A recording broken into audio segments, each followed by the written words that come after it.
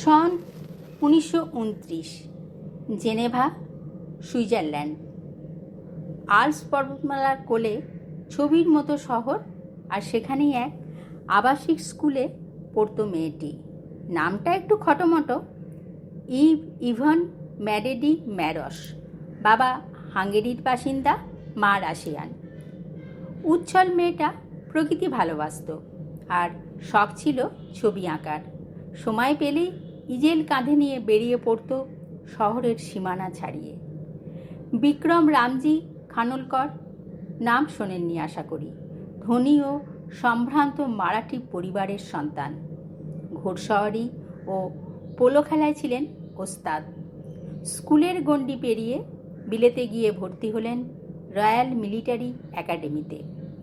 খ্রিস্টমাসের ছুটিতে বেড়াতে গেলেন সুইজারল্যান্ড, আর সেখানেই একদিন দেখা পেলেন নির্জন উপত্যকার কোলে আপন মনে ছবি আঁকছে এক স্বর্ণকেশী। ছুটি শেষে বিক্রম ফিরে গেল ইংল্যান্ড, কিন্তু আলোড়ন তুলে গেল ওই ষোড়শীর হৃদয়ে।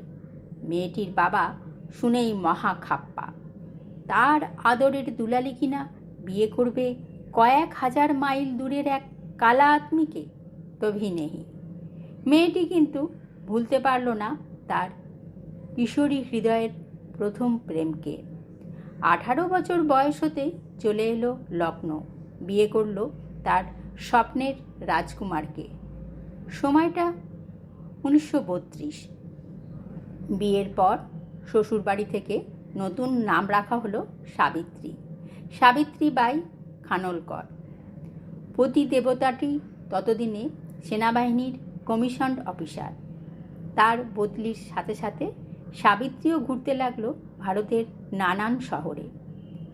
নতুন করে প্রেমে পড়ল এদেশের বর্ণাঢ্য সংস্কৃতি, আধ্যাত্মিক পশ্চাৎপদ এবং বিশেষ করে সংস্কৃত ভাষার। পাশ্চাত্য পরিবেশে বড় হওয়া মেয়েটি এদেশের শিক্ষা ও সংস্কৃতিকে এমনভাবে গ্রহণ করল, অচিরেই সে হয়ে উঠল পরিবারের আদরের বহু।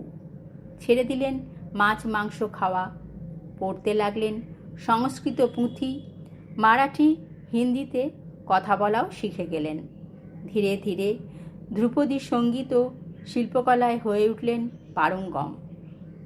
কেউ কেউ মেম সাহেব বললে রেগে যেতেন, বলতেন আমার আত্মা বিশুদ্ধ ভারতীয়, ভুল করে ইউরোপে জন্মেছি। বেদ পুরাণের কাহিনী যে কোনো সাধারণ ভারতীয়র থেকে বেশি জেনে নিলেন। এলো 1947, স্বাধীন হলো দেশ। সেনাবাহিনীতে তার এই ভারত প্রেমের কথা তখন এক রূপকথার মতো। কথাটা গেল তৎকালীন মেজর জেনারেল হীরালাল অটলের কানে। ততদিনে ভারত পাকিস্তান প্রথম লড়াই শেষ হয়েছে, শহীদ হয়েছেন অনেক সেনা। অনেক দিন থেকেই ওনার মাথায় ঘুরপাক খাচ্ছিল ব্রিটিশ আর্মির সর্বোচ্চ শৌর্য পদক ভিক্টোরিয়া ক্রসের আদলে এদেশে কোনো পদক চালু করা যায় কিনা। সাবিত্রী দেবীর জ্ঞান ও শিল্পকলার পারদর্শিতা দেখে একদিন তাঁকে ডেকে পাঠালেন জেনারেল। দিলেন এই পদক ডিজাইন করার ভার। নামটা অবশ্য তিনি ঠিক করেছিলেন, পরমবীর চক্র। ভারতীয় সেনাবাহিনীর সর্বোচ্চ শৌর্য পুরস্কার। দায়িত্ব নিয়ে সাবিত্রী প্রথমেই যেটা ভেবেছিলেন, নকশাটিতে যেন ভারতীয় সংস্কৃতির প্রতিফলন হয়। পুরাণের দধিচি মুনির কথা মনে পড়ে গেল তাঁর। বৃত্রাসুরকে মারবার জন্য দেবরাজ ইন্দ্র চেয়ে নিয়েছিলেন তাঁর অস্থি। তাতেই তৈরি হয়েছিল বজ্রায়ুধ। সংহার হয়েছিল অজেয় সেই দৈত্য। অশুভ শক্তির বিরুদ্ধে লড়াইয়ে এক ঋষির বলিদানের অমর কাহিনী। পৌরাণিক সেই কাহিনীর স্মরণে পদকের নকশায় আনলেন 4টি বজ্রের প্রতিকৃতি, মাঝে অশোক চক্র। ঢালাই হলো সেটি ব্রোঞ্জের ওপর, শেষে ঝুলিয়ে দেওয়া হলো খয়েরি রিবনের সাথে। জীবনকে বাজি রেখে যারা একদিন যুদ্ধক্ষেত্রে শহীদ হয়েছেন, তাদের জন্য এর থেকে ভালো পুরস্কার আর কি হতে পারে। নকশাটি নেহরুজির অনুমোদন পেতে মহাবীর চক্র, বীর চক্র ও অশোক চক্রের মতো শৌর্য পদকের ডিজাইন তিনিই করেন। পরমবীর চক্র পাবার তালিকায় প্রথম নামটি হল মেজর সোমনাথ শর্মা। 3রা নভেম্বর 1947 পাক হানাদার বাহিনীর সাথে লড়াইয়ে শহীদ হন 4 নম্বর কুমায়ুন রেজিমেন্টের এই মেজর।